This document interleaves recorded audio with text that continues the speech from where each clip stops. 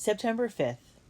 During some slack time this morning, Mr. Casement asked me in bed to help clean out a passenger car that some visiting dignitaries had been using. They call it the Lincoln car, because it belonged to the president before the Union Pacific bought it. I've never seen such a fancy interior. The upholstery was plush green, and the whole car was decorated with crystal chandeliers and gold trim mirrors and velvet curtains. The ceiling and walls were a rich dark green wood that was polished and carved like furniture. As we cleared up the cigar butts and the spilled whiskey, I told myself that if anyone ever invited me to stay in a fine place like this, I would be polite enough to pick up after myself. I got a letter from John today. Pa says the mail is slow to arrive sometimes here at the end of the track. John did a lot of complaining, but it still felt good to hear from him. Dear Sean, thanks for your letter. You were lucky to be working on the railroad now that it's canning season back here. I've picked enough beans for Aunt Katie to put up 10,000 quarts. It'd be different if I liked beans, but I gag just looking at all those jars lined up in the cellar. I don't care whether beans are fresh or string-dried or canned. They taste awful to me. As you know, I don't mind helping with the sweet pickles, but Aunt Katie prefers to put up mainly dills. Next we'll be making applesauce and pressing cider. Have you seen any Indians? Are there lots of buffalo out there? The boys at school say that big bulls chase the trains, and whenever they get a chance, they hook fellows with their horns and trample them into the ground. By the way, school has started up again, and my teacher is a big crab. Your bean-picking brother, John. September 15th. We've just had our first snowstorm. Growing up in Chicago, I thought I was used to cold, but the wind can really rip out here. A little skim of ice even formed on the pond beside the tracks. It looks like winter crowds right on the tail end of summer on these plains. I can tell by the way that Ben has been rubbing his bad arm lately that the cold really pains him, but he never complains. One good thing about this weather, the fellows drink a lot less water. September 18th. I've been promoted. At least my pa calls it a promotion, and tells me he's real proud. He says that the job of water carrier is reserved for the youngest and greenest boys on the railroad, and this is a step up. But I think my new job is lots worse. My official title is dishwabber. As a water carrier, I got to up and down the rail bed in Ben's wagon. But now, except when we haul lunch out to the men at noon, I am stuck in the kitchen and dining cars. A dishwabber does exactly what you'd guess. He cleans the dishes. But it's not like a normal dishwashing job. The work train moves so often that the plates and cups would fall out of the cupboards. To make things simple, they nailed the tin plates right down to the tables. Just one nail in the middle was all it took. It was our head cook's idea. His name is Jimmy Flynn, and he's proud of what he calls his permanent set table. So instead of bringing the plates to the dishwasher, I bring myself to the plates. They give me a bucket of water and a rag, and I have to hustle up and down the line, wiping off each one as quick as I can. I've got to work fast because our dining car seats 200 fellows, and they eat in shifts. When a new group is ready to sit down, the fellows don't want to wait so much as a fraction of a second, or I hear about it. September 19th. I could barely open my eyes this morning. Though everyone else gets to sleep until the bell rings at 5:30, the kitchen crew has to roll out of bed at 4 o'clock to get breakfast started. I can't get used to being up when it's still near pitch dark outside. What makes it even worse is that everyone wakes up hungry and ready to growl if their food isn't waiting for them. The heavy sleepers are the orneriest, because the foremen have to kick them out of bed. The bosses aren't shy about using their boots to get the laggards moving either. I've seen them pitch rocks at fellows who are sleeping in tents that are set up on the roofs of the cars. First, we put out big buckets of coffee. The men just serve themselves by dipping their tin cups in. And then we lay out platters piled up with bread and huge plates of meat. The fellows stick their forks into whatever happens to be close by, so I keep my hands clear. The amount of food that the men eat is enormous. It's like trying to feed a herd of cattle. Since Mother and Aunt Katie both prided themselves in setting a neat table, it's hard for me to get used to such bad manners. When the men are done, they just clump off without so much as a good morning or a thank you for the grub. Some of them even step right across the table on their way out the door. O'Grady left a dirty boot print right beside his plate today, and you can guess who had to clean it up. September 20th. General Casement has everything on the Union Pacific organized like an army. Pa says Mr. Casement treats the men on his work train like the soldiers he commanded during the war. Though it's hard to describe, there's something about Mr. Casement that makes men want to follow him. And it's more than just his bullwhip and the six-shooter that gets people's attention.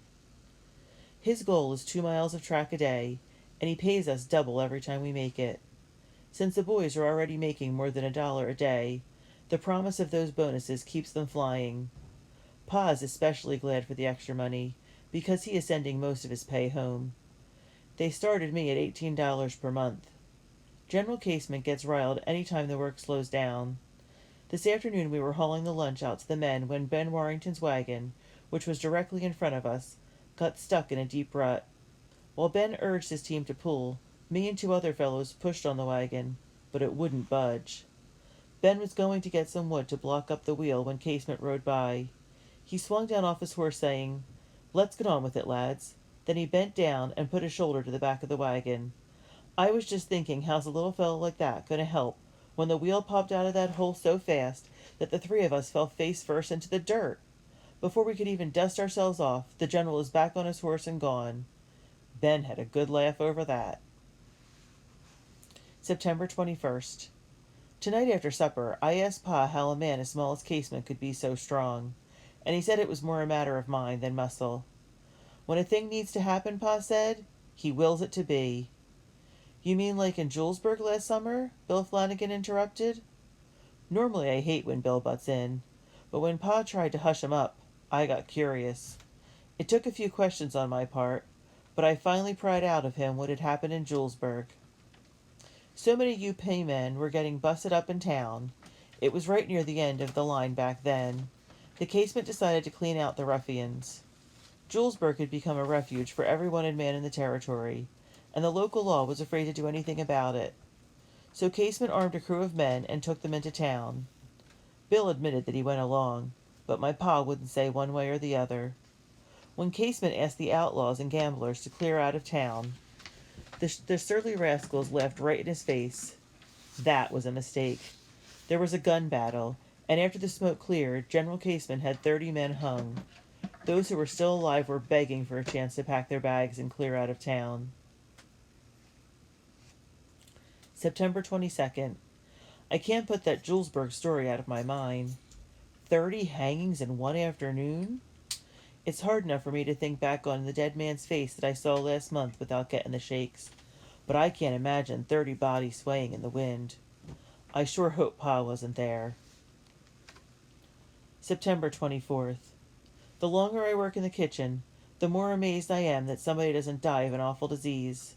Nothing is clean, and that includes the plates I'm supposed to be swabbing. I do the best job I can, but by the time I get to the end of the table, I know I'm leaving chunks of food. Some of the guys wipe their plates off with their sleeves before they heap them full, but most of them dig right in. I feel bad, but with 200 hungry track men hollering at me, I can't clean any better. The sad thing is that the dirtiest spot on every plate is right smack in the middle, because my rag is always catching on those nails. With all the slimy stuff that oozes off my rag, who knows what could be growing under those nail heads. September 26th. I'm tired of getting up so early. October 1st. I never thought I'd consider butchering cleaner than cooking, but I do now.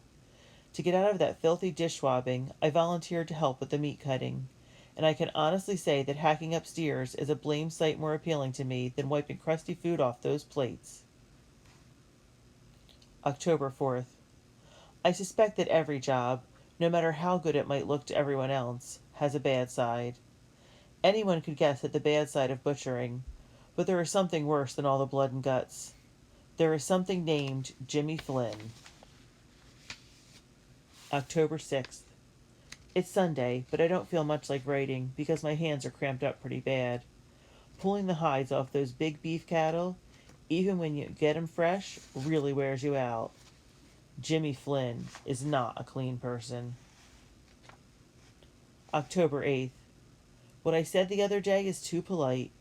Jimmy Flynn is a pig, and I mean a pig in the worst pig rooting on a manure pile sense.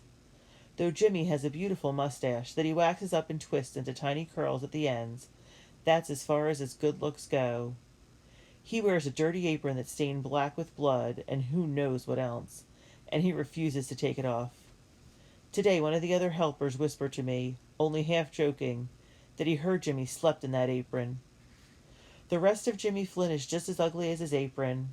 His hair sticks straight out from under his flat-crowned hat, his shirt tail is always flying out behind him, and his boots are always dragging through the slop on the floor of the car. And you'd think a butcher would watch his hands, but I've never seen Jimmy go to the bucket and rinse himself off even once. October 10th. If some fellows have chips on their shoulders, Jimmy Flynn has a huge pile of bricks sitting on his. He's just a little guy, and I suspect he's always grumping and growling at the world because everyone is taller than he is. Being that my pa is a big, broad-shouldered fellow, and I lean toward the thin side, Jimmy ribs me a lot about being adopted. "You're as skinny as a 20-pound rail," he says. "We measure the size of the rails by pounds per yard, and a 20-pound rail is real puny. Patrick must have gotten you from leprechauns." Teasing is one thing, but I don't like him making leprechaun jokes. That reminds me too much of my mother. Because whenever my brother and me got to fighting and wouldn't quit, she'd say, "Stop now, you rascals. It's leprechauns that come to get bad little boys." October 15th. As ugly and mean as Jimmy Flynn is, I have to admit that he can wield a knife like no one else. He starts by taking a half-dozen quick passes across his butcher steel. Then, without breaking that rhythm, he goes right to work. His blade is a silver blur when he slabs out steaks or chops up stew meat. The amazing thing is that he gabs the whole time and never looks at his work. I keep expecting him to take off his hand, but he's never slipped once. A man can still hope, though. October 21st.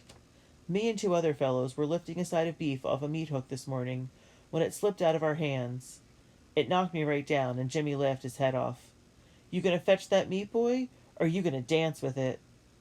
I wish someone would cut out that man's tongue. Wyoming. October 26th. Hillsdale, Wyoming, mile 496. Though we are officially in the Dakota Territory now, most of the men call this place Wyoming, because everyone expects it will be made into the Wyoming Territory real soon. Pa and all of the fellows brag that we will have no trouble beating the Central Pacific because their workers are mainly Chinese. Pa says, "Those runny Celestials ain't got a chance of beating us County Cork boys."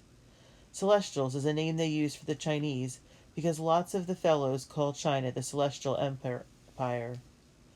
I know my mother would have hated to hear him going on like that about the Chinese, but if you can believe it, Pa's polite compared to most of the guys. The other day, Bill Flanagan heard about a terrible accident that killed several Chinese CP workers. It sounded like they were hanging over a mountainside in a wicker basket to set a black power charge when they were blown right off the face of the cliff. Bill just laughed and said, "That'll learn 'em. A little stiffer charge might have blowed them heathens all the way back to China where they belong." Talk about heathens. Bill's got a Bible above his bunk, but I've never seen him open it. I suspect that he can't even read, because whenever Pa is reading something out loud from the newspaper, Bill listens real careful. Then he spouts the stuff off to someone else like he read it himself, but he always gets everything all tangled up. I swear that man is dumber than a fence post. October 28th. A fight broke out between Bill Flanagan and another Irishman today.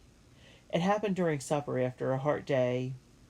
Tempers were short, and a man called Daly swore across the table at Bill. The next thing I knew, Bill was on his feet and Daly took a swing at him. A big roundhouse it was, but he missed. Since Bill is always shooting off his mouth, I was hoping that Daly would bust him in the chops. But before you could blink, Bill gave the fellow a headbutt that knocked him out cold. Daly swayed for an instant, then he fell face forward into his coffee, spilling food and dishes all over the place. "That's a Cork man for you," the fellow beside Bill called out, patting him on the back to congratulate him. All this County Cork and Tipperary hate talk confuses me. I always thought an Irishman was an Irishman. I knew Pa and Bill hated the Indians, but I can't believe they hate other Irish. Why should Pa, who was born on the Chicago waterfront, care what county in Ireland someone came from?